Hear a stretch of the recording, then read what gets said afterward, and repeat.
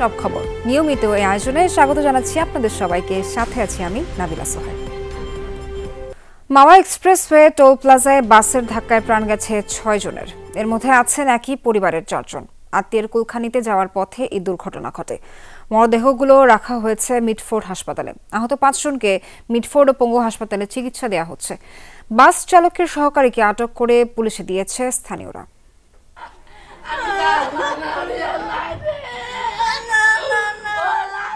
সান্ত্বনা শুধুই মিথ্যে বাণী। সন্তান হারা মায়ের আর্তনাদে ভারী পুরো হাসপাতাল। আজকে সকালে আমার ছেলে আমার লগে কথা বলছে রে, আমার নাতি আমার বউ সবাই কথা গোপালগঞ্জ যাইতে ছিল ওই সময়। ওই আমি ছিলাম আমার বড় ছেলের কাছে। মধ্যবয়সী আমেনা বেগমের এক মেয়ে ও নাতি মারা গেছেন, অপর মেয়েও জীবন মৃত। মিটফোর্ড হাসপাতালের মেঝেতেই মরদেহগুলো খোঁজ নিতে ছুটে আসছেন স্বজনরা। নিথর দেহ দেখে বুক ফাটা আর্তনাদে মূর্ছা যাচ্ছেন কেউ কেউ। স্বজনরা জানান, এক আত্মীয়ের কুলখানিতে যোগ দিতে তারা যাচ্ছিলেন জুরাইন থেকে গোপালগঞ্জ। ওরা নাকি সোনিয়ারকা থেকে আইসা গোপালগঞ্জে যাইতে নিছিল, তখন নাকি বলে বড় গাড়ি পিছন থেকে ধাক্কা দিছে। আমার 3 মাইয়া ছিল, এক মাইয়া দেখছি আর আমার ওয়াইফ ছিল, নাতি একবার দেখি না। সিসিটিভি ফুটেজে দেখা যায় সকাল 11টার খানিক পর টোল প্লাজায় অপেক্ষমান ছিল একটি মোটরসাইকেল, একটি মাইক্রোবাস এবং একটি প্রাইভেট কার। এ সময় দ্রুতগামী একটি বাস পেছন থেকে সজোরে ধাক্কা দিলে দুমড়ে মুচড়ে যায় যানগুলো। মোটরসাইকেল থেকে ছিটকে পড়েন নারী ও শিশু। আহতদের উদ্ধার করে মিটফোর্ড হাসপাতালে নেয় সেনাবাহিনীর একটি দল। পরে 6 জনকে মৃত ঘোষণা করেন চিকিৎসক। আহতদের সেবার ব্যবস্থা করা হয় 2 হাসপাতালে। আর্মি গাড়ি দিয়ে আনছে, আমার পরে একজন করে নামাইলাম। এই অবস্থায় একজন খুবই অবস্থা খারাপ, আর 5 জনই চিল্লাচুল্লা, মানে স্পট ডেড আর কি। তো বাইকে একটা বাচ্চা মারা গেছে, আর একজন মহিলা ছিল, উনি প্রচুর অসুস্থ হয়ে গেছে আর কি। আর মনে হয় আপনার মাইক্রোতে যারা ছিল এর মধ্যে 4 জন আহত আর 4 জন মারা গেছে। মরদেহগুলোর আইনি প্রক্রিয়া শেষে পরিবারের কাছে হস্তান্তর করা হবে বলে জানিয়েছে পুলিশ। আবদুল্লাপুর কুচিয়াপাড়া এলাকায় ঘটনাটি ঘটে, টোল প্লাজা এলাকা থেকে। ওইখান থেকে প্রশাসন নিয়ে আসলে আমরা এখানে ডিউটি ছিলাম। আমরা এখানে যারা আহত ছিল তাদের হসপিটালে ভর্তি করছি এবং নিহত যারা তাদের পরবর্তী আইনগত ব্যবস্থা নেওয়া হচ্ছে। দুর্ঘটনার কারণ ও ঘাতক বাসের চালককে ধরার চেষ্টা হচ্ছে বলে জানান পুলিশ কর্মকর্তারা। রিয়াজ রায়হান, যমুনা নিউজ, ঢাকা। পাবনায় সাঁথিয়ায় ট্রাক চাপায় প্রাণ গেছে নসিমনের 4 যাত্রীর। আহত হয়েছেন 3 জন। ভোর 5টা নাগাদ রাঙামাটি এলাকায় সাঁথিয়া মাধপুর আঞ্চলিক সড়কে এই দুর্ঘটনা ঘটে। পুলিশ জানায়, যাত্রীবাহী 3 চাকার বাহনটি দাঁড়ানো ছিল। এ সময় মাধপুর থেকে সাঁথিয়াগামী একটি ট্রাক নসিমনকে চাপা দেয়। আহত হন 7 যাত্রী। আহতদের উদ্ধার করে উপজেলা স্বাস্থ্য কমপ্লেক্সে নেওয়া হলে খোকন ইসলাম, ধনী প্রামাণিক ও রাসেল আহমেদ নামে 3 জনকে মৃত ঘোষণা করেন চিকিৎসক। হাসপাতালে মারা যায় আরও একজন। হতাহত কৃষি শ্রমিকরা পেঁয়াজ খেতে কাজ করতে যাচ্ছিলেন। দুর্ঘটনার পরপরই পালিয়ে যায় ট্রাকের চালক। ঐক্যবিহীন সংস্কার কিংবা সংস্কারবিহীন নির্বাচন বাংলাদেশকে এগিয়ে নিতে পারবে না, এ মন্তব্য করে প্রধান উপদেষ্টা ডক্টর মোহাম্মদ ইউনূস বলেছেন, সংস্কার নির্বাচনের প্রস্তুতি একই সঙ্গে চলবে। রাজধানীতে আয়োজিত এক সংলাপে ভিডিও বার্তায় তিনি বলেন, কাঙ্ক্ষিত রূপান্তরের পথে পেছনে ফেরার সুযোগ নেই। জানান, কমিশন প্রস্তাবিত সুপারিশের বিষয়ে ঐকমত্য প্রতিষ্ঠার মাধ্যমে নির্বাচনের পথে এগুতে চায় সরকার। কৃষিবিদ ইনস্টিটিউশন মিলনায়তনে ঐক্য, সংস্কার ও নির্বাচন শীর্ষক জাতীয় সংলাপের আয়োজন করে ফোরাম ফর বাংলাদেশ স্টাডিজ। উদ্বোধনী অধিবেশন সহ মোট 6টি অধিবেশনে আগামী 2 দিনে এই সংলাপ অনুষ্ঠিত হবে। সংলাপের উদ্বোধনী পর্বে ভিডিও বার্তায় বক্তব্য রাখেন প্রধান উপদেষ্টা ডক্টর মোহাম্মদ ইউনূস বলেন, সংস্কারের বিষয়ে ঐকমত্য প্রয়োজন। ঐক্য, সংস্কার ও নির্বাচন কোনোটিকে ছাড়া কোনোটি সম্ভব নয়। ঐক্য, সংস্কার ও নির্বাচন, সংস্কার বিষয়ে আমাদের মধ্যে ঐকমত্য প্রয়োজন, এর কোনো বিকল্প নাই। এই 3 লক্ষ্যের কোনোটিকে ছাড়া কোনোটি সফল হতে পারবে না। ঐক্যবিহীন সংস্কার কিংবা সংস্কারবিহীন নির্বাচন বাংলাদেশকে এগিয়ে নিতে পারবে না। গণঅভ্যুত্থান বিরোধী শক্তির ভাঙন সৃষ্টির ক্রমাগত প্রয়াস বরং ঐক্য আরও মজবুত করেছে বলেও মনে করেন অন্তর্বর্তী সরকারের প্রধান উপদেষ্টা। জানান, সংস্কার ও নির্বাচনের প্রস্তুতি চলবে একসাথে। সংস্কার ও নির্বাচনের প্রস্তুতি একই সঙ্গে চলতে থাকবে। নির্বাচনের প্রস্তুতির কাজ মূলত নির্বাচন কমিশনের। নাগরিকদের নির্বাচনের তারিখ না পাওয়া পর্যন্ত এই প্রক্রিয়ায় সময় দিতে হয় না। কিন্তু সংস্কারের কাজে সকল নাগরিককে অংশগ্রহণ করতে হবে। ভোটার হবার বয়স 17 বছর নির্ধারণ হওয়া উচিত বলেও মনে করেন ডক্টর ইউনূস। 15টি সংস্কার কমিশনের সুপারিশমালা চূড়ান্ত করার জন্যই জাতীয় ঐকমত্য কমিশন গঠন করা হয়েছে বলেও জানান তিনি। তবে কমিশনের প্রতিবেদনের সুপারিশ করলেই আপনাকে তা মেনে নিতে হবে এমন কোনো কথা নেই। এই জন্য সর্বশেষ পর্যায়ে জাতীয় ঐকমত্য গঠন কমিশন গঠন করা হয়েছে। ধরুন আমি তরুণদের তাড়াতাড়ি ভোটার করার পক্ষে। আমি মনে করি ভোটার হওয়ার বয়স 17 বছর নির্ধারিত হওয়া উচিত। নির্বাচন সংস্কার কমিশন কী সুপারিশ করবেন তা আমার জানা নেই, কিন্তু দেশের বেশিরভাগ মানুষ যদি কমিশনের সুপারিশ করা বয়স পছন্দ করে, ঐকমত্যে পৌঁছার জন্য আমি তা মেনে নেব। আবারও সাম্য, মানবিক মর্যাদা ও সামাজিক ন্যায় বিচার নিশ্চিতের অঙ্গীকার করেন প্রধান উপদেষ্টা। আমরা দ্রুত একটা ঐকমত্য প্রতিষ্ঠিত করে সংস্কারের কাজগুলো করে ফেলতে চাই, নির্বাচনের পথে যেন এগিয়ে যেতে পারি সেই ব্যবস্থা করতে চাই। সাইফুদ্দিন রবিন, যমুনা নিউজ, ঢাকা। অন্তর্বর্তী সরকারের পক্ষে সব সংস্কার সম্ভব নয়। সুষ্ঠু নির্বাচনের জন্য প্রয়োজনীয় সংস্কার সম্পূর্ণ করতে হবে, এমন দাবিতে একমত বিএনপি ও জামায়াতে ইসলামী। সকালে এক সংলাপ অনুষ্ঠানে বিএনপি মহাসচিব মির্জা ফখরুল ইসলাম আলমগীর বলেন, চাপিয়ে দিয়ে নয় বরং সংস্কার করতে হবে জনগণকে সঙ্গে নিয়ে। বিশিষ্টজনরা বলেন, নিত্য সমস্যার সমাধানের জন্য জনগণ সংস্কারের জন্য অপেক্ষা করবে না। রাজনৈতিক সংস্কার ছাড়া কোনো সংস্কারই কাজে আসবে না বলেন অধ্যাপক ডক্টর আলী রিয়াজ। বন্দোবস্ত শব্দ ব্যবহার করা হোক বা না হোক, কৃষিবিদ ইনস্টিটিউশন মিলনায়তনে ছিল ঐক্য, সংস্কার ও নির্বাচন শীর্ষক জাতীয় সংলাপ। আয়োজনে ফোরাম ফর বাংলাদেশ স্টাডিজ। 2 দিনব্যাপী অধিবেশনের প্রথমটি ছিল ঐক্য কোন পথে শিরোনামে। কেবল সরকার পরিবর্তন বাংলাদেশকে আর কোনো সমাধান এনে দেবে না। দীর্ঘ সময় ফ্যাসিবাদ বিরোধী আন্দোলনের কথা স্মরণ করেন বিএনপি মহাসচিব। বলেন, বাংলাদেশের ভবিষ্যৎ নির্ধারণ করবে জটিল এই রাজনৈতিক সময়। সংস্কার পক্ষে আমরা প্রথম থেকে, দুর্ভাগ্য আমাদের এখন কিছু কিছু বক্তব্য আসছে যে বিএনপি সংস্কার চায় না, নির্বাচন চায়। এই কথাটা সঠিক নয়। আপনি এগুলো ইমপ্লিমেন্ট করবেন কাদের দিয়ে? Government machinery.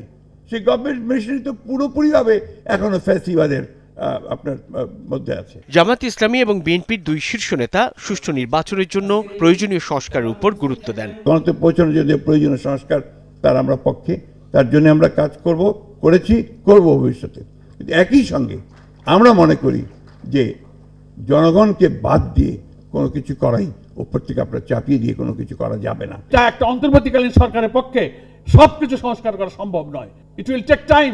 কিন্তু একটা সুষ্ঠু নির্বাচনের জন্য যে সংস্কারগুলো মিনিমাম প্রয়োজন সেগুলো সম্পন্ন করতে সুযোগ দিতে হবে। তারপরে একটা অবাধ, নিরপেক্ষ, ক্রেডিবল, ফ্রি এবং ফেয়ার একটা ইলেকশন সম্ভব। সেশনে যোগ দিয়ে আমন্ত্রিতরা বলেন, মানুষের জীবন ও জীবিকা সংক্রান্ত সংকটের সমাধান করতে না পারলে জনগণ আশ্বস্ত হবে না। সংস্কার খুব বড় স্বপ্ন, ঐক্য তার জন্য দরকার। নির্বাচনে যেতে হবে, কিন্তু তার আগে মানুষকে স্বস্তি দিতে হবে। সংস্কারমুখী মানুষকে বিপথে নিয়ে যাবেন না। খালি ঐক্যের কথা বললাম কিন্তু প্রতিহতর জন্য তৈরি থাকলাম না।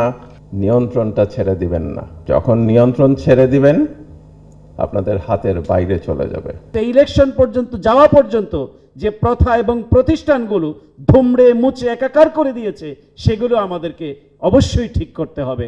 এর আগে উদ্বোধনী অধিবেশনে অধ্যাপক আলী রিয়াজ জানান, রাজনৈতিক দল, সুশীল সমাজ এবং ব্যক্তি পর্যায়ে প্রায় 1 লাখ মতামত পেয়েছে সংবিধান সংস্কার কমিশন। রাজনৈতিক সংস্কৃতির পরিবর্তনের ক্ষেত্রে এই সংস্কারের বিষয়টা আপনারা বিবেচনা করেন।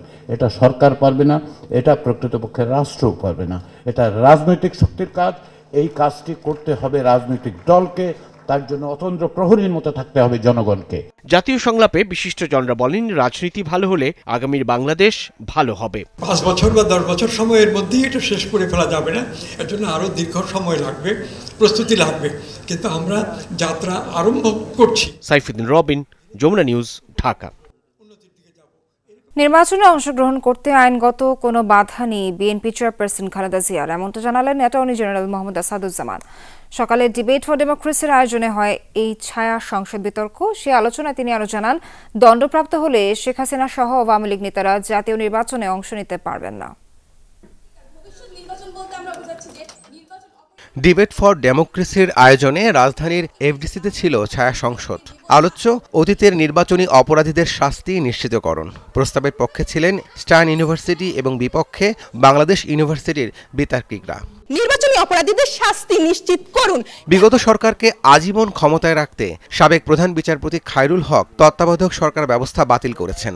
অন্তর্বর্তী সরকারের দায়িত্ব হবে এসব অপরাধীর বিচার করা, এমন মন্তব্য করেন ডিবেট ফর ডেমোক্রেসির চেয়ারম্যান। বিচারপতি খায়রুল হককে এখন বিচারের আওতায় আনা বাংলাদেশের জনগণের, ছাত্র জনতার সকলেরই ঐক্যবদ্ধ দাবি। আমরা তার বিচার এবং তত্ত্বাবধায়ক সরকার বাতিল করার পিছনে কি ইঙ্গিত ছিল সেটি জানবার জন্য আজকের আয়োজনের মধ্য দিয়ে আমি অন্তর্বর্তীকালীন সরকারকে তার সুস্পষ্ট ব্যাখ্যা দেবার জন্য অনুরোধ করছি।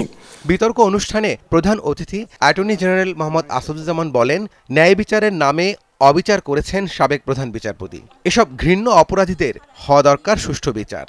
যেভাবে বিচার বিভাগকে ধ্বংস করেছেন তা বাংলাদেশের স্বাধীনতা সার্বভৌমত্বকে বিপন্ন করেছে, সংবিধানকে ধ্বংস করেছে এবং সে কারণে তাকে অবশ্যই বিচারের মুখোমুখি হওয়া উচিত। শুধু খায়রুল হক না, এর সাথে আরও কিছু বিচারপতি, কুলাঙ্গার বিচারপতি ছিলেন, তাদেরও বিচার হওয়া দরকার।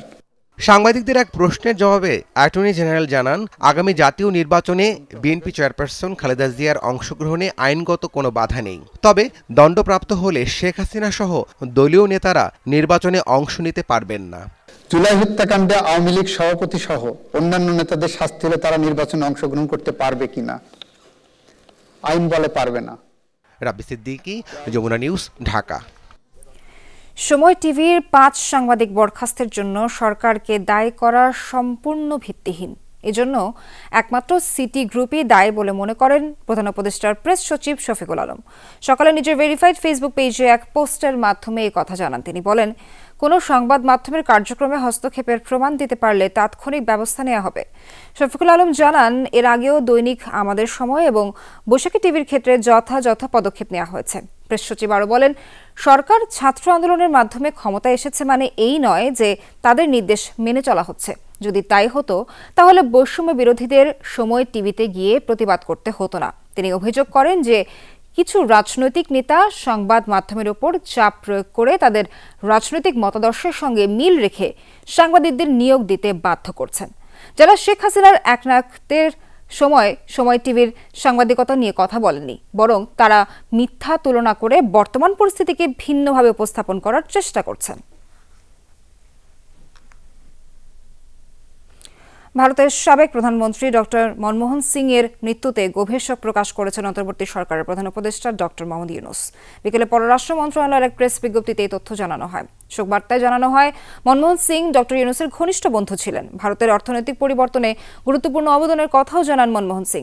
তিনি আরও বলেন, ডক্টর সিং এর নেতৃত্ব শুধু ভারতের ভবিষ্যৎ গড়ে তোলেনি, বরং বাংলাদেশ ও ভারতের মধ্যে বন্ধুত্ব, পারস্পরিক লাভজনক সহযোগিতার সম্পর্ক শক্তিশালী করতেও সহায়তা করেছে।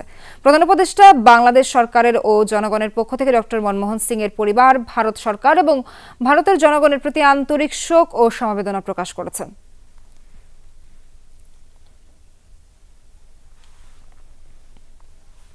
জাতীয় প্রেস ক্লাবে কেমন গণমাধ্যম চাই শীর্ষক ধারাবাহিক আলোচনায় কথা বলছেন প্রধান উপদেষ্টার প্রেস সচিব শফিকুল আলম।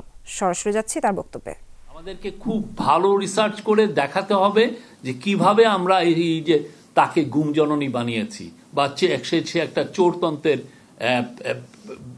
আপা হয়েছেন, তাকে এই যে এই জিনিসটা আমাদের খুব ভালো রকমের রিসার্চ, খুব ভালো রকমের জার্নালিজম করে দেখাতে হবে যে কিভাবে কারা তাকে এই জায়গাটায় নিয়ে এই জায়গাটায় বানিয়েছে। এটা আমাদের করতে, এটা আমাদের এই জুলাই আগস্টে যারা শহীদ হয়েছেন এই শহীদদের প্রতি আমাদের এটা কর্তব্য। ওনাদের স্মৃতিকে যদি আমরা সারা জীবন ধারণ করতে চাই তাহলে এই কাজটা আমাদের করতে হবে। আর আবারও আমি বলছি, জার্নালিজম বাংলাদেশে সুষ্ঠুভাবে খুবই ইন্ডিপেন্ডেন্টলি জার্নালিজম হবে, কিন্তু জার্নালিস্টদের লাইফটাকে আমার সেভ করতে হবে এবং জার্নালিস্টদের সবাই মিলে আওয়াজ তুলেন যেখানে আছেন যে আমি ফ্লোর একটা বেসিক মিনিমাম পেমেন্টের নিচের জন্য কোনো জার্নালিস্ট বেতন না পায়, সেই জন্য একটা ডিসেন্ট লাইফ লিড করতে পারে এবং যেখানে যার কস্ট অফ লিভিং যেরকম সেই অনুযায়ী এটা অ্যাডজাস্ট হয়। যদি গ্রামের জার্নালিস্ট হন তিনি হয়তো বা কম পাবেন, তার হয়তো খরচ কম, কিন্তু শহরের বাট এই পুরো জিনিসটা নিয়ে আমাদের ইউনিয়নের সোচ্চার হতে হবে। এটা হাই টাইম। আবার যদি আমরা পলিটিক্যাল পার্টিগুলো যদি আবার ক্ষমতায় আসে, উনি হয়তো দেখা যাবে তার হয়ে এক দল আবার লেসপেন্সার হয়ে যাচ্ছেন, তখন আমাদের এর মধ্যে আবার ডিভিশন আসবে। ডিভিশন আসলে আমরা এই কাজগুলো করতে পারবো না। খুবই ভাইটাল একটা কাজ, এই কাজটা আমাদের করতে হবে। আমাদের এই যে আপনি দেখেন গার্মেন্টসের শ্রমিকরা, আমরা অনেকে বলি তারা স্বল্প শিক্ষিত, তারা বেশি না, অথচ তাদের একতাটা দেখেন। পেমেন্ট এর নিচে কেউ দিতে পারবেন না। ঠিক তেমনি আমাদের সাংবাদিকতা, আমি মনে করি 10,000 আছেন সাংবাদিক, আমরা যেন সবাই এক সুরে কথা বলি। যেই জার্নালিস্ট, যাকে আপনি জার্নালিজমে আনবেন তারে এর নিচে বেতন দিবেন না, সরি, এর নিচে হলে আপনি জার্নালিজম করতে আইসেন না।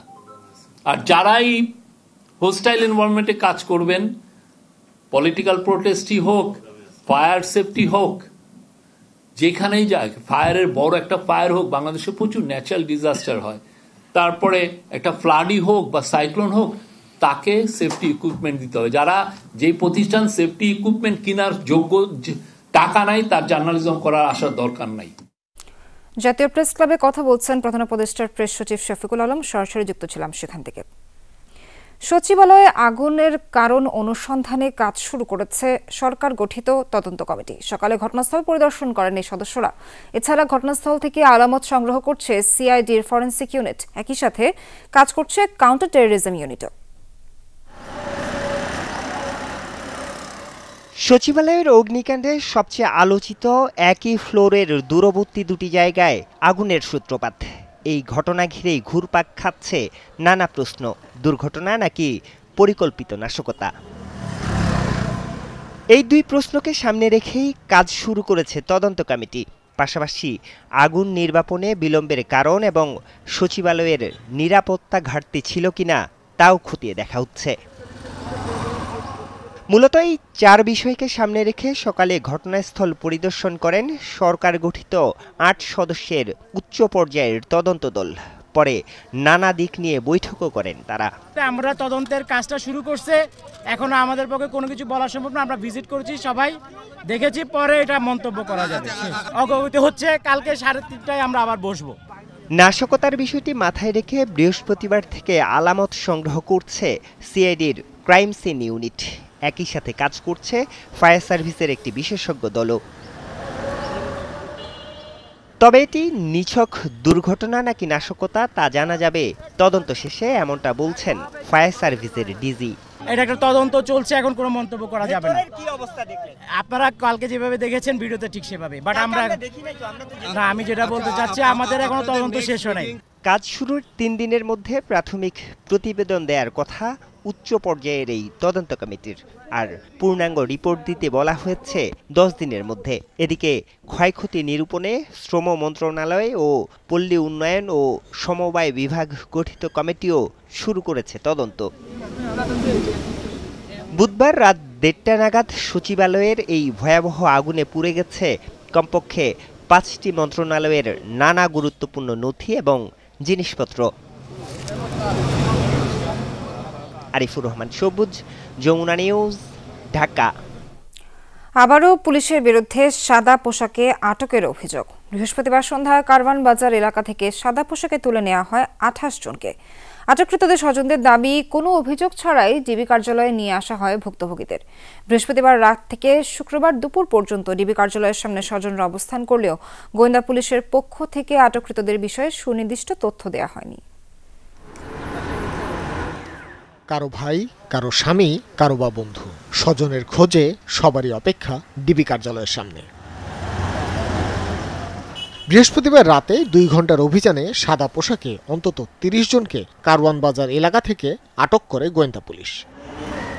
সেই রাত 2টা থেকেই আটককৃতদের স্বজনরা অবস্থান নেন ডিবি কার্যালয়ের সামনে। জানতে চান ঠিক কি কি অভিযোগে পরিবারের সদস্যদের আটক করা হয়েছে। উঠায় নিয়ে আসার পরে আমরা এখানে আসছি, তারা কোনো দিতে পারে নাই, তথ্য দিতে পারে নাই। বলছে সকাল 8টার আগে আমরা কিছুই বলতে পারবো না। সকাল 8টা থেকে শুরু করে 8টা তো গেছে, এখন পর্যন্ত কোনো তথ্য তারা, এখন দুপুর 2টা বাজে। ওরা মানে কারোর কাছে ছাড়ে নাই, ওই 48 থেকে 50 জন সাধারণ মানুষ মেন দিকেও ছাড়ে নাই, মানে হুদেই যারে পাশে তারা উঠে নিয়ে আসে। কোথায় কি অবস্থা মাল চালান, ওই অবস্থায় ওনাকে চলেন আমার সাথে, ওনাকে আর 2টা কথা বলার সুযোগ দেয়নি। এরা মনে করে ডিবির লোক, মনে করে সাধারণ ছেলে আসি নাকি নেছে। কেন ধৈর্য নিয়ে আসছে, ওনার অপরাধটা কি? বা আগে পরে কোনো মামলা ছিল বা ওইটার ভিত্তিতেও যদি ধরে আনতো তাও তো ওনারা জানাইতে পারতো যে আপনার হাজব্যান্ডের নামে আগের কোনো মামলা ছিল, আমরা ওই খাতিরে ধরে আনছি। কেউ 12 ঘন্টা কেউ বা 10 ঘন্টা ধরে ডিবি কার্যালয়ে ধর্ণা দিয়েও জানতে পারেনি আটকের কারণ। আটককৃতদের বয়স 18 থেকে 45-এর মাঝে। রাতে 1টা থেকে খুঁজতাছি, আর এখন বিকাল 3টা মনে বাজে যেতেছে 2টা, এখন পর্যন্ত পাইতাছি না। ওনারা কোনো তথ্য দিতেছে না। পরে জিজ্ঞেস করছি, পরে বলতেছে মামলা দিয়ে বলা পাঠিয়ে দিব কুডে। এখান থেকে বলল যে হ্যাঁ আপনাদের এই নামের ছেলে আছে, আমরা ওদেরকে মামলা দিব, দিয়ে কোর্টে চালান করব, আপনারা ওখান থেকে নিয়ে আসবেন। ভাই কি হয়েছে দাঁড়ান, মানে হ্যাঁ দাঁড়াবার মতন একটু সুযোগ দেয় নাই, একটু নামও বলে নাই, একটু কথাও বলে নাই, একটু কিচ্ছু বলেন। সাদা পোশাকে ধরে পকেট থেকে একটা কার্ড দেখালো যে আমি পুলিশের লোক, এ নিয়ে হাঁটা শুরু করছে। 1 সেকেন্ডও তারা না নিয়ে গাড়িতে ঢুকেছে, গাড়িতে এক টান। এমন ধরপাকড়ের বিষয়ে আনুষ্ঠানিক কোনো বক্তব্য দেয়নি পুলিশ।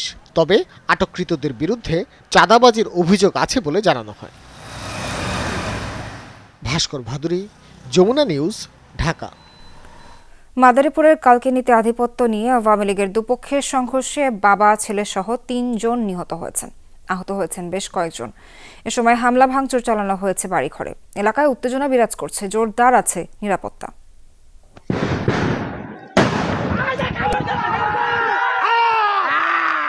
কারো হাতে দেশীয় অস্ত্র, একের পর এক ছোড়া হচ্ছে ককটেল। মাদারীপুরের কালকিনিতে এভাবেই চলে দুপক্ষের রক্তক্ষয়ী সংঘাত।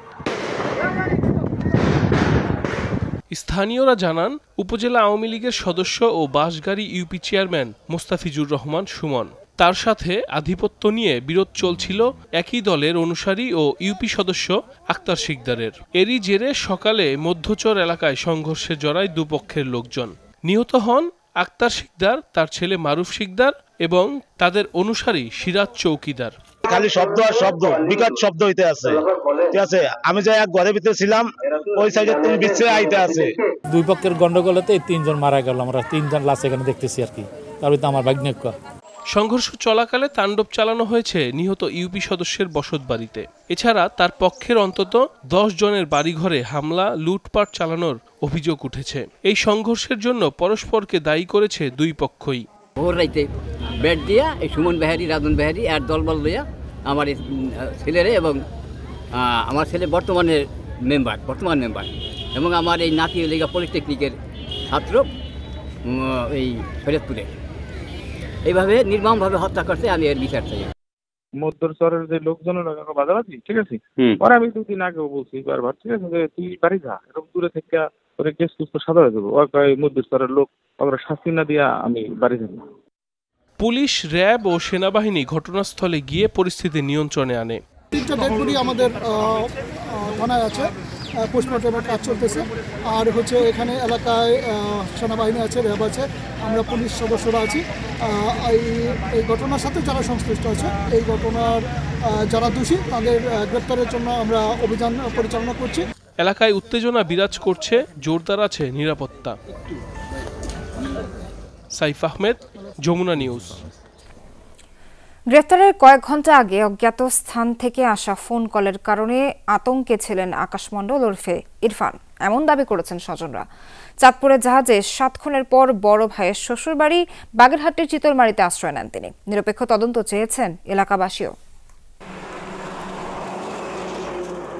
ফটিকছড়ির মূলঘর এলাকার বাসিন্দা আকাশ মণ্ডল বাবা জগদীশ মণ্ডলকে ছোটবেলাতেই হারান তিনি।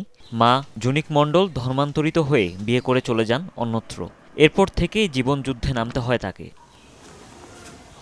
4 বছর আগে বড় ভাই বিধানের সাথে গ্যাস সিলিন্ডারের দোকান দেয় আকাশ, তবে ছিচকে চুরির অভিযোগে এলাকা ছাড়তে হয় তাকে। 1.5 বছর আগে বাড়িতেও গিয়েছিলেন, ভাইয়ের সাথে বিবাদের পর আর এলাকায় দেখা যায়নি। বড় ভাই মুসলমান হতে উনি রাগারাগি করে বাড়ি ছেড়ে চলে গেছে। 1 বছর ধরে বাড়ি এসে না, জাহাজে থাকে। মূল যে বাড়ি ছিল সেখানে নাকি তাদের অনেক সম্পদ ছিল, কেয়ারটেকার নাকি তার বাবার কাছ থেকে নিয়ে গেছে করে। সেরপর থেকে তারা এখানে চলে আসে। তার বাবা ওই সময় পাগল টাইপের হয়ে যায়। চাঁদপুরে মেঘনা নদীতে 7 খুনের পর বড় ভাইয়ের শ্বশুরবাড়ি চিতলমারীর বাখরগঞ্জে আশ্রয় নেয় আকাশ। আত্মীয়রা জানায় সেদিন প্রচণ্ড ভীত সন্ত্রস্ত ছিলেন তিনি। কারো সাথে ফোনে কথা বলার পর হয়ে পড়েন বাকরুদ্ধ। এর কয়েক ঘন্টা পরই গ্রেফতার করা হয় তাকে। মা বলতেছে আমার খুব ভয় লাগতেছে, ও কাঁপতেছে ভয়তে, ও যেন কি করে আসছে। পরে ঘাটের এক কোনায় বলে ভয়তে চুপ করে বসেছিল। পরে ওরা কেউ ফোন দিছিল, রেকর্ডিংটা বাড়ানো ছিল, তারপরে ওরা বলে কে বলতেছে ওই পাশ থেকে যে তোমার ভাগ্য অনেক ভালো যে তুমি বেঁচে গেছো, নাহলে তোমারও মেরে ফেলতাম। ছোটখাটো চুরিদারি করতো, এইগুলি করে টোরে খাইতো আর কি। একটা মানুষ তো 7টা খুন করতে বিশেষ হয় না। আমরা এটার বিচার চাই এবং 7 জনের ফ্যামিলি তো শেষ, এর তো ফাঁসি হওয়া উচিত। গেল 23 ডিসেম্বর চাঁদপুরের হাইমচরে মাঝিরচর এলাকায় এমভি আল বাখেরা জাহাজে 7 খুনের ঘটনা ঘটে। র্যাবের দাবি, প্রাথমিক জিজ্ঞাসাবাদে হত্যার দায় স্বীকার করেছে আকাশ। পরিচয় গোপন করে ইরফান নামে জাহাজটিতে চাকরি নিয়েছিলেন তিনি। হুমায়ুন রশিদ, যমুনা নিউজ। পাহাড়ে বসবাসরত সবার নিরাপত্তা নিশ্চিতে সরকার কাজ করে যাচ্ছে, একথা জানিয়েছেন পার্বত্য চট্টগ্রাম বিষয়ক মন্ত্রণালয়ের উপদেষ্টা সুপ্রদীপ চাকমা। সকালে আগুনে পোড়া বান্দরবানের লামার ত্রিপুরা পাড়া পরিদর্শন করেন তিনি। এ সময় উপদেষ্টা বলেন, পাহাড়ে সবার নির্ভয়ে বেঁচে থাকার অধিকার রয়েছে, তা নিশ্চিতে কাজ চলছে। ক্ষতিগ্রস্তদের জন্য মন্ত্রণালয়, জেলা পরিষদ ও স্থানীয় প্রশাসনের পক্ষ থেকে এরই মধ্যে কম্বল, চাল ও 2 বান্ডিল করে ঢেউটিন বিতরণ করা হয়েছে। এ সময় স্থানীয় প্রশাসনের ঊর্ধ্বতন কর্মকর্তারা উপস্থিত ছিলেন।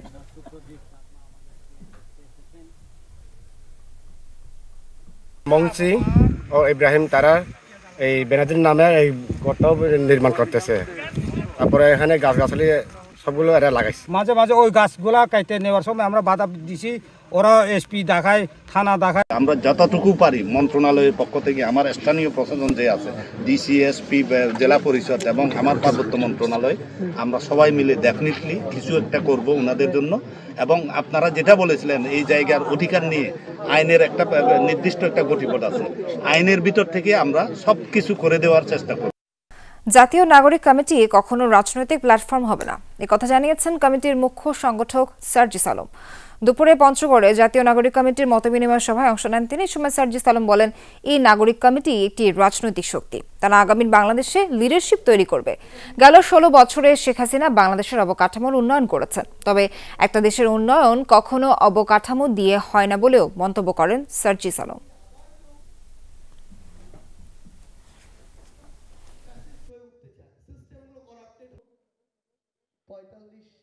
বৈষম্য বিরোধী ছাত্র আন্দোলন অ্যাজ অলওয়েজ ভবিষ্যতেও এটা একটা যেমন আমাদের ঐক্যের প্রতীক হিসেবে ছিল এই পুরো অভ্যুত্থানে, আগামীর বাংলাদেশেও সেভাবেই থাকবে। জাতীয় নাগরিক কমিটি এটা কোনো রাজনৈতিক দল হবে না। জাতীয় নাগরিক কমিটি এই নামে আগামীর বাংলাদেশে কোনো রাজনৈতিক রেজিস্ট্রেশন প্রাপ্ত যে দল হয় এরকম হবে না, কিন্তু জাতীয় নাগরিক কমিটি একটি রাজনৈতিক শক্তি। নৌযান শ্রমিকদের অনির্দিষ্টকালের কর্মবিরতিতে অচল সব ঘাট এবং নৌবন্দর, নৌরুটে পণ্য পরিবহনও বন্ধ। চট্টগ্রাম বন্দর বহির্নোঙরে মাদার ভেসেল থেকে খালাস না হওয়ায় আটকা পড়েছে বিপুল আমদানি পণ্য। 7 শ্রমিক হত্যার বিচার সহ 4 দফা দাবি না মানা পর্যন্ত আন্দোলনের সিদ্ধান্তে অনড় শ্রমিকরা। চট্টগ্রামে কর্ণফুলী নদীর 16টি ঘাটের চিত্র অন্য দিনের চেয়ে ভিন্ন। লাইটার জাহাজ থেকে ঘাটে মালামাল উঠানামা বন্ধ রেখে বিক্ষোভ করেন নৌযান শ্রমিকরা। চাঁদপুরে মেঘনা নদীতে জাহাজে 7 শ্রমিক হত্যার রহস্য উদ্ঘাটন এবং জড়িত ব্যক্তিদের বিচার সহ বিভিন্ন দাবিতে অনির্দিষ্টকালের জন্য কর্মবিরতিতে অচল সব ঘাট বন্ধ, নৌরুটে পণ্য পরিবহন। নৌপথে চাঁদাবাজি বন্ধ করতে হবে এবং আপনার কোস্টগার্ড এবং ফরেস্টের প্রতি আশ্রম করতে হবে। রাত্রে বেলা যে কোনো জায়গায় আমরা যা চালাইতে গেলে জায়গায় জায়গায় আমরা ডাকাতের শিকার হই, আমাদের জানের হুমকি আসে। নিরাপত্তা নাই, এই জন্য কাজ বন্ধ রাখছে। প্রত্যেক নিহত ব্যক্তিকে 20 লাখ টাকা ক্ষতিপূরণ দিতে হবে। সুস্থ বিচার না হওয়া পর্যন্ত আমরা ঘাটের কাজ বন্ধ রাখবো। কর্মবিরতির কারণে খালাস বন্ধ থাকায় ঘাটে এবং চট্টগ্রাম বন্দরের বহির্নোঙরে মাদার ভেসেলে আটকা পড়েছে অনেক আমদানি পণ্য। আমাদের ভাইকে মারলো কেন, আমাদের ভাই কবরে, খুনি কেন বাহিরে। কোনো জাহাজ থেকে কোনো মাল, কোনো পণ্য লোড আনলোড হবে না। যতক্ষণ পর্যন্ত সিদ্ধান্ত না আসবে ততক্ষণ পর্যন্ত আমাদের এই কর্মবিরতি চলবে। চাঁদপুরও মধ্যরাত থেকে অনির্দিষ্টকালের কর্মবিরতি শুরু করেন নৌযান শ্রমিকরা। নিহতদের পরিবারকে 20 লাখ টাকা করে ক্ষতিপূরণ, নৌপথে সন্ত্রাস, চাঁদাবাজি, ডাকাতি বন্ধের দাবি পূরণ না হলে যাত্রীবাহী নৌযান চলাচলও বন্ধ করে দেওয়ার হুঁশিয়ারি দেন শ্রমিক নেতারা। সমাপ্তি না ঘটায় তাহলে যে কোনো মুহূর্তে যাত্রীবাহী নৌযানও কি ওদের সাথে একতা পোষণ করবো, বন্ধ করে দেবো। নৌযান শ্রমিকদের কর্মবিরতির কারণে স্থবির সিরাজগঞ্জের বাঘাবাড়ি নৌবন্দর। এখান থেকে উত্তরাঞ্চলের 16 জেলায় জ্বালানি তেল, সারসহ বিভিন্ন পণ্য পরিবহন বন্ধ। আমাদের প্রাণহানি হয় তাহলে পরে তো সবাই আতঙ্ক ভয়ে থাকবো। সুস্থ তদন্ত করে একে যেন সবাই শাস্তি হয়। একই দাবিতে নারায়ণগঞ্জে এবং পটুয়াখালীর পায়রা বন্দরেও কর্মবিরতি পালন করেছেন নৌযান শ্রমিকরা। ফলে মাদার ভেসেল ও লাইটার জাহাজ থেকে পণ্য খালাস এবং নৌরুটে পণ্য পরিবহন বন্ধ রয়েছে। শহীদুল সুমন, যমুনা নিউজ। নোয়াখালীর বেগমগঞ্জে কবির হোসেন নামে এক যুবককে গুলি করে গলা কেটে হত্যা করেছে দুর্বৃত্তরা। দুপুরে আলাইয়াপুর ইউনিয়নের ৫ নং ওয়ার্ডে এই ঘটনা ঘটে। স্থানীয়রা জানায়, নিহত কবির হোসেন যুবদলের সক্রিয় কর্মী ছিলেন। দীর্ঘ ১৬ বছর সে এলাকার বাইরে ছিলেন। সুজাতপুর জামে মসজিদ থেকে নামাজ শেষ করে বাড়ি যাওয়ার পথে একদল দুর্বৃত্ত সিএনজিতে এসে পায়ে ও পেটে গুলি করে।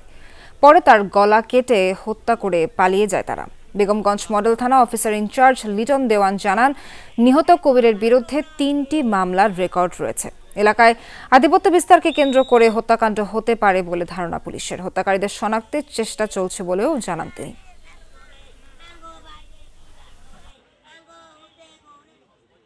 ইংরেজি নববর্ষ উদযাপনে আতশবাজি, ফানুস পোড়ানো বন্ধের সুপারিশ জানিয়েছে বায়ুমণ্ডলীয় দূষণ অধ্যয়ন কেন্দ্র। শুক্রবার জাতীয় প্রেস ক্লাবের জোহর হোসেন চৌধুরী হলে ক্যাপসা আয়োজিত এক সংবাদ সম্মেলনে এই সুপারিশ করা হয়।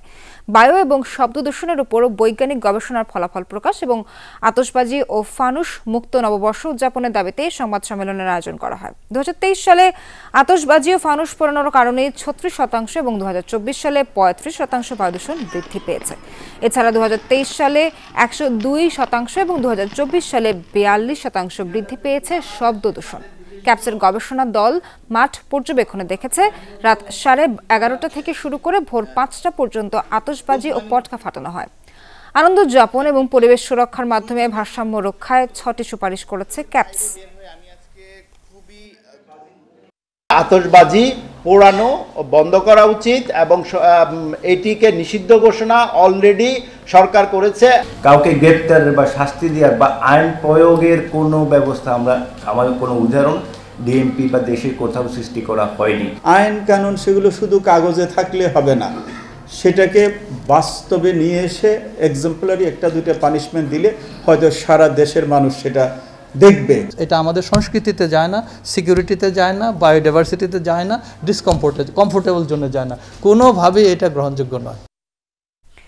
ব্যক্তির সাথে যুক্ত পরিবার, তাই নিজের সুস্থতার পাশাপাশি পরিবারের সকলকে সুস্থ রাখা চাই, এমন বার্তা নিয়েই হাতিরঝিলে হাজারো মানুষের অংশগ্রহণে অনুষ্ঠিত হলো ফ্যামিলি রানার্স 7.5 কিলোমিটার রান।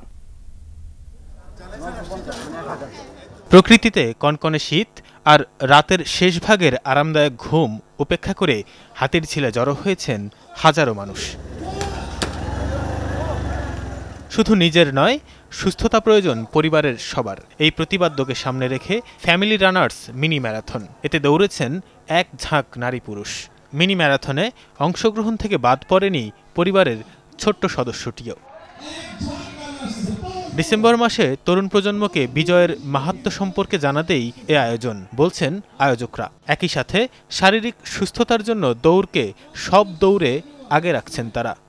আমাদের এই ইভেন্টটা অনেক অলমোস্ট হচ্ছে 20-25টা ফ্যামিলির মতো, যারা ফ্যামিলি সহ রান করতেছে, তো ওরা আসতেছে। তো আমরা এই জিনিসটাকে প্রমোট করি যেন সুস্থতার সাথে থাকুক, দৌড়ের সাথে থাকুক। ফ্যামিলি সবাই একসাথে আসবো, এখানে একসাথে দৌড়াবো, একসাথে গল্প করব।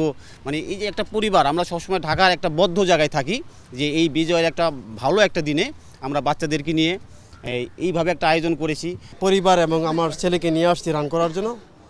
আমি চাই যে বাংলাদেশের সুস্থতার যে আলো সেটা ছড়িয়ে যাক সারা দেশে। দৌড়টা তো সবার জন্য এসেনশিয়াল দরকার, তো সৌরজীবনে এটা খুব একটা হয় না, এই জন্য ফ্যামিলি সবাইকে নিয়ে দৌড়লে সবাই উদ্বুদ্ধ হলো।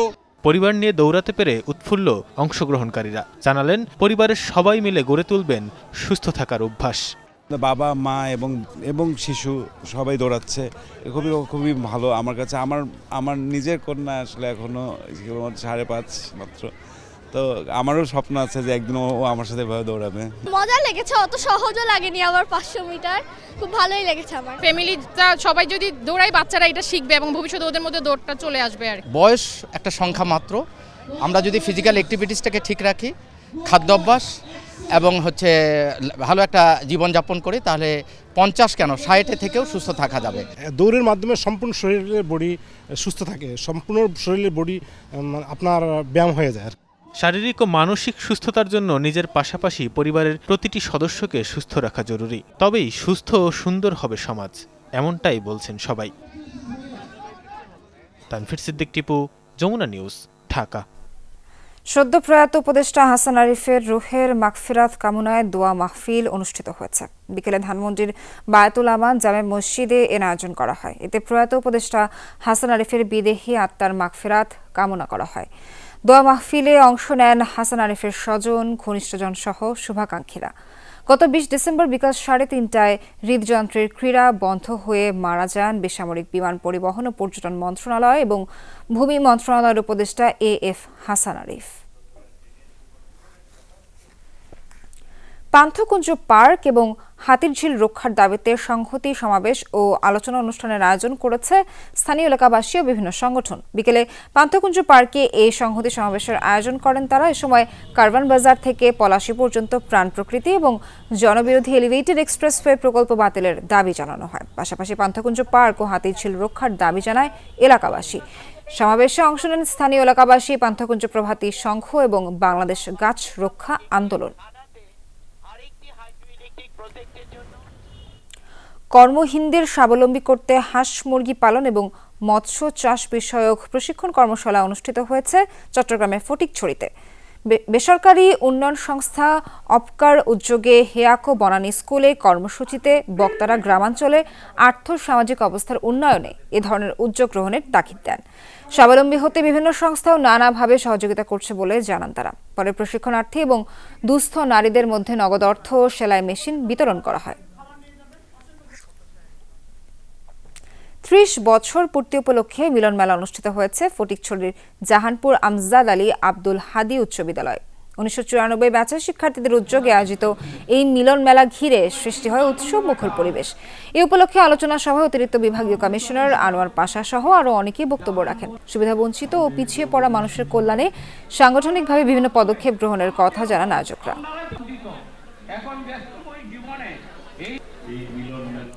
ফরিদপুর উচ্চ বিদ্যালয়ের SSC 95 ব্যাচের পুনর্মিলনী অনুষ্ঠিত হয়েছে।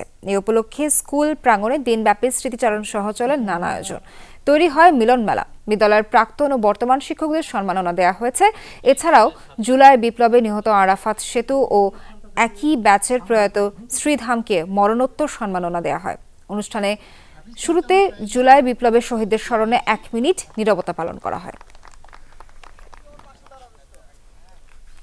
রাজশাহীতে প্রথমবারের মতো যাত্রা শুরু করেছে Bangladesh IQ olympiad. Rajshahi collegiate স্কুলে অনুষ্ঠিত হয় এই অলিম্পিয়াড। আয়োজনে অংশ নেয় নগরীর 50টি স্কুলের অন্তত 500 শিক্ষার্থী। আয়োজকরা বলেন, এমন প্রতিযোগিতা শিক্ষার্থীদের মেধা বিকাশের পাশাপাশি সৃজনশীল কাজেও এগিয়ে রাখবে। অলিম্পিয়াডে 300 শিক্ষার্থীকে পুরস্কৃত করা হয় আর 50 শিক্ষার্থীকে প্রদান করা হয় মেডেল অফ এক্সেলেন্স। আমি মেডেল পেয়েছি, আমার অনেক ভালো লাগছে। আমি IQ অলিম্পিয়াডে পুরস্কার পেয়েছি।